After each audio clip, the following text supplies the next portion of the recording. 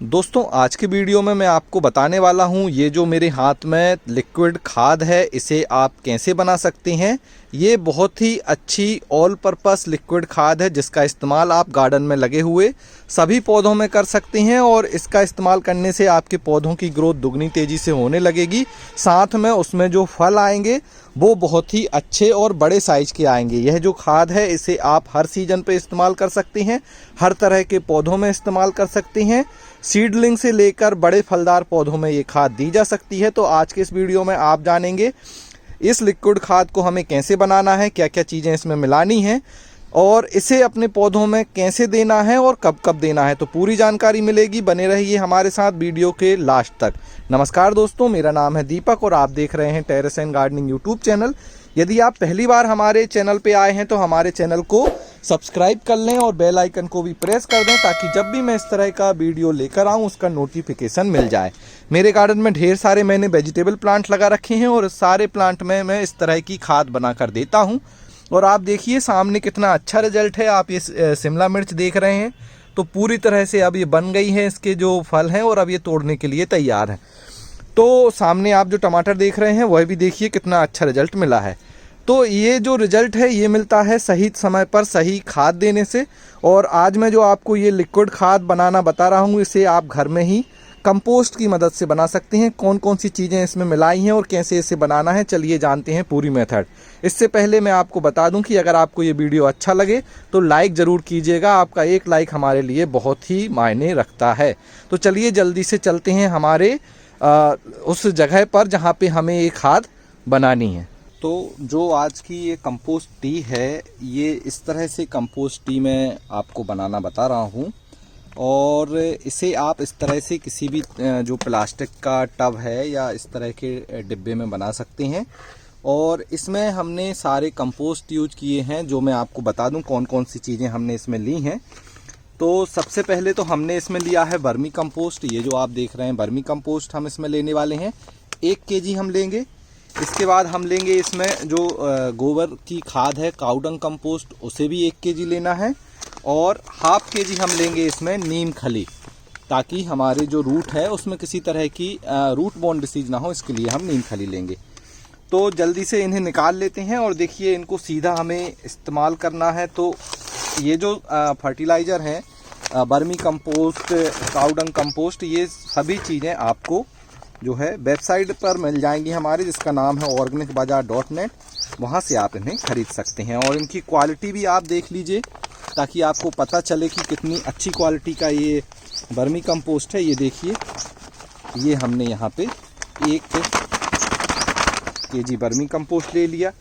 इसके बाद हम यहाँ पे अब मिलाने वाले हैं इसमें ही हमारे गोबर की खाद। तो यहाँ से हम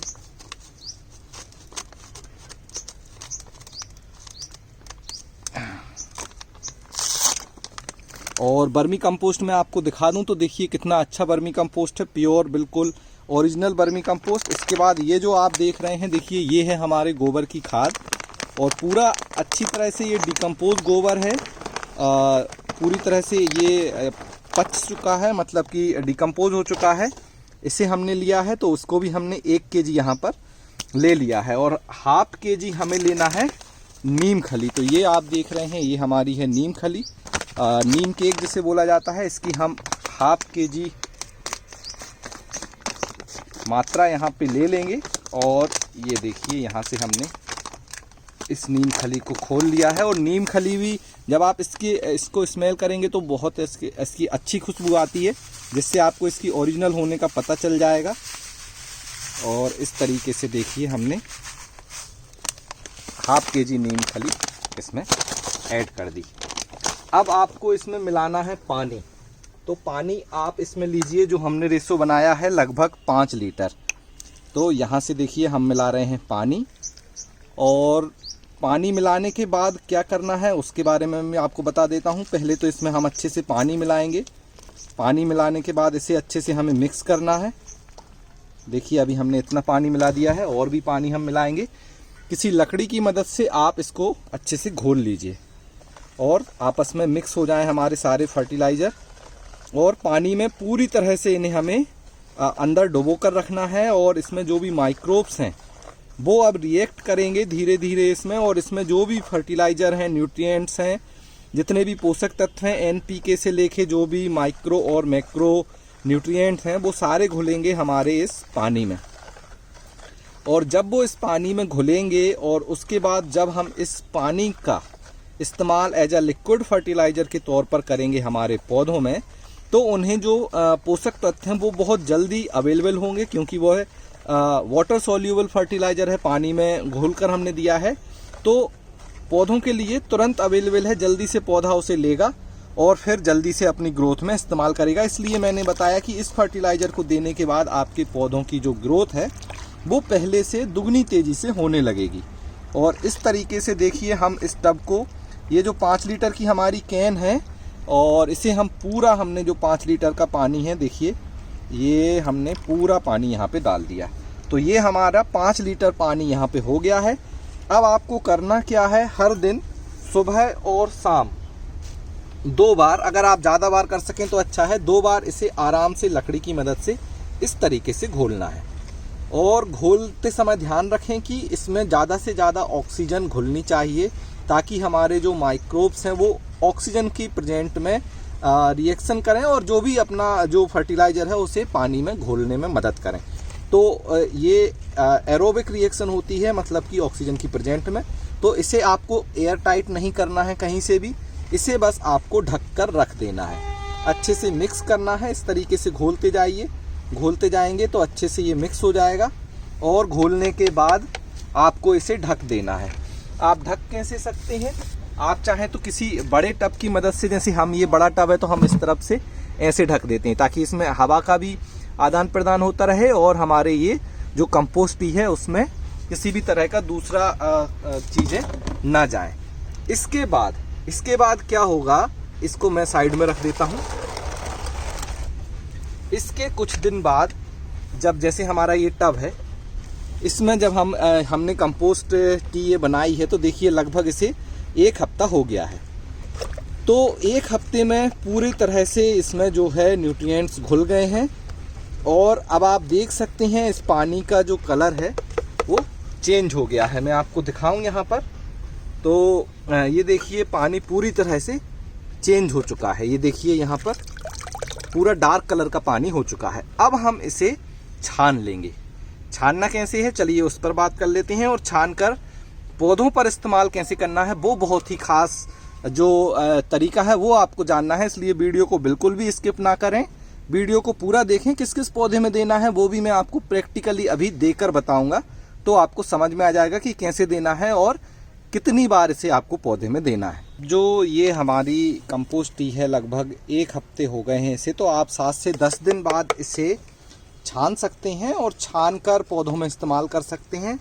बाकी इसे बहुत ज़्यादा छानने की ज़रूरत नहीं होती, लेकिन अगर आप वाटरिंग कैन का इस्तेमाल कर रहे हैं जैसे हम करेंगे, तो इसलिए हमने देखिए यहाँ पे ये 1 लीटर का जार ले लिया है। इसमें हम इस तरीके से जो है हमारी जो कंपोस्ट टी है उसे छान लेंगे।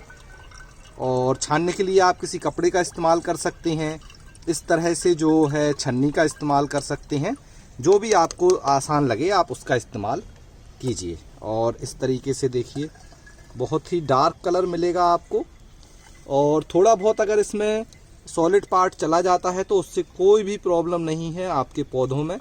और इसे मैं बता दूं कि कितने दिन तक रखना है, तो इसे आप 7 से लेके 10 दिन 15 दिन तक रख सकते हैं। इतने दिन में आराम से आपकी ये कंपोस्ट टी बन जाती है। ज़्यादा से ज़्यादा 20 दिन रखें और फिर इस्तेमाल कर लें तो ज़्यादा अच्छा है। इस तरीके से देखिए हमने जो हमारी कंपोस्ट टी है उसे छान लिया है। और अब इसे हमें जो पौधों में देना है वो बहुत ही ख़ास है, उसको ध्यान से देखिएगा, ध्यान से समझिएगा।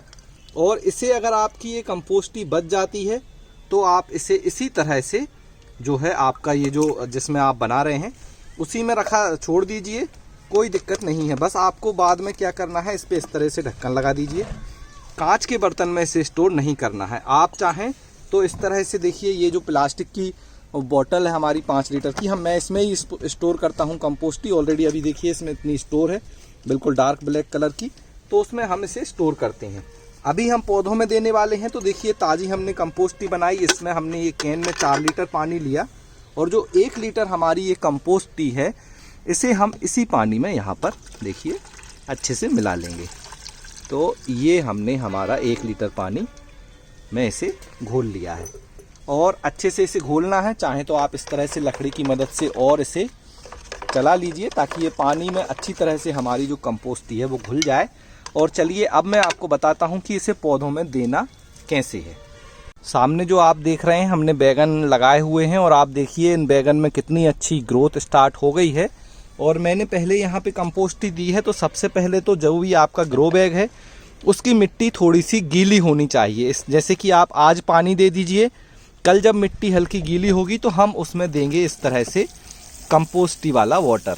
और इसे आपको पौधे की जड़ों के पास ही देना है। और जैसे छोटे पौधे हैं, ज़्यादा गहराई पर जड़ नहीं है, तो हम इतना जो है हमारा ये वाला लिक्विड खाद जो है कंपोस्ट ही दे देंगे। इसके बाद मैं आपको आगे दिखाऊं तो यहाँ जो आप देख रहे हैं ये हमारे छोटे अभी मूली के जो हमने बीज लगाए थे वो निकल आए हैं।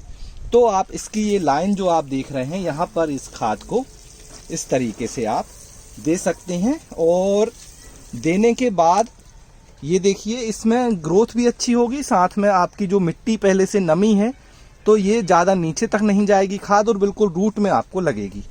अगर आपके छोटे सीडलिंग हैं जैसे हमारे ये हैं टमाटर के आप देख रहे हैं तो इसमें इस तरीके से थोड़ी थोड़ी हम इस तरह से खाद दे देंगे। और जो हमारे फल वाले पौधे हैं बड़े, जैसे मैं आपको दिखाऊं तो ये देखिए ये हमारे बैगन का पौधा है जिसमें ये फल लग रहे हैं।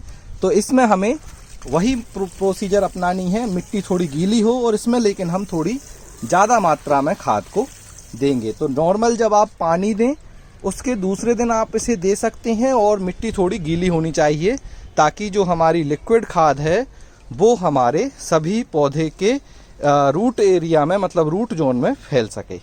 तो इस तरह से आप अपने गार्डन में लगे हुए सभी पौधों में इस तरह से ये जो हमारी ऑर्गेनिक लिक्विड खाद है जो मैंने आपको बनाकर बताई उसे दीजिए। और देने के बाद बहुत अच्छा रिजल्ट मिलेगा। आपके जो भी पौधे हैं उनमें काफ़ी अच्छी फ्रूटिंग होने लगेगी। अगर उनमें फूल झड़ने की समस्या है तो वह दूर हो जाएगी। अगर उनकी ग्रोथ रुक गई है तो ज़रूर ग्रोथ तो बिल्कुल ही स्टार्ट हो जाएगी, नई लीफ आने लगेंगी। क्योंकि ग्रोथ रुकने का एक और सबसे बड़ा जो रीज़न है वो होता है न्यूट्रिशन की कमी, जो कि हम हमारी इस कंपोस्ट टी से पूरा कर देंगे।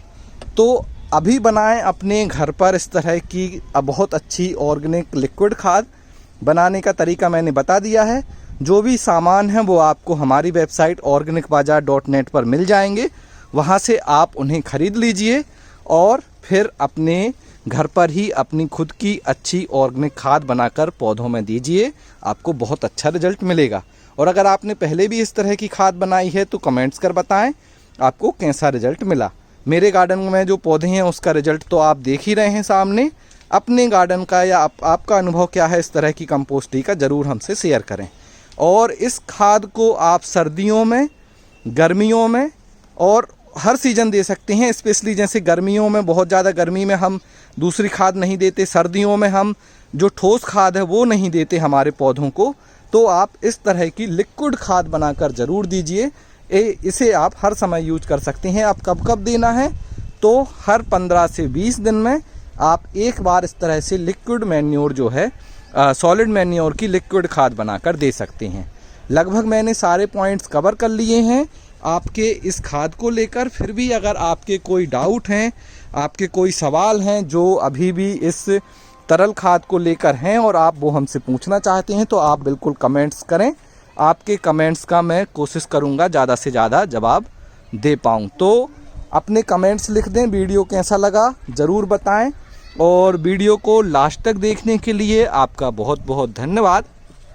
इसी तरह हमारे वीडियो देखते रहें और अपने घर पर ऑर्गेनिक सब्जियां उगाते रहें। आज के वीडियो में इतना ही। मिलते हैं किसी अगले वीडियो में, तब तक के लिए हैप्पी गार्डनिंग।